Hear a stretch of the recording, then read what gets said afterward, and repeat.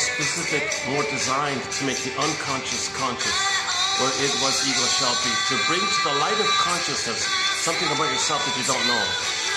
And that's the healing process, this back and forth between the unconscious and conscious. It's meant to be like a dialogue with ourselves, this unconscious self, shadow self, secret self, the one who walks with me, who's not like me, who is me, someone's living my life, I know nothing about him. In literature, it's the motif of the double character.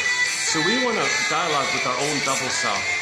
The double self is a therapy idea where you bundle up everything about you that you don't know, everything repressed, undeveloped, trauma, how you cope with the trauma, your traumatic script, your working model, your imprints, how you're afraid to be aware of it, all your life forces in there. And you create a character that represents that, embodies that, shows that, is that kind of thing. That's your double self, your secret self. So you want to dialogue with this character. The idea is, it's just a way to make the unconscious conscious. That's your unconscious self.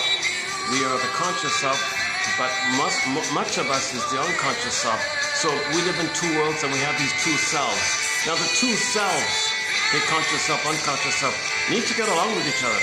There needs to be a dialogue, because the unconscious self is eagerly wanting to be accepted, assimilated, processed, recognized, formulated, constructed into consciousness. All those painful memories, what happened?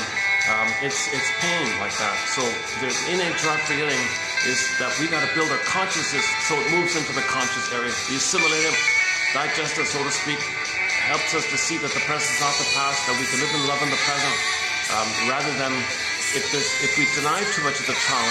Okay, there's a thing called repetition compulsion. The history, the traumatic history, repetition compulsion, in an attempt to communicate to us, the system replays, reenacts in the present some new addition to the past. That's its way to communicate to us. So the double self is saying, the secret self is saying, hey, conscious self, I have knowledge here.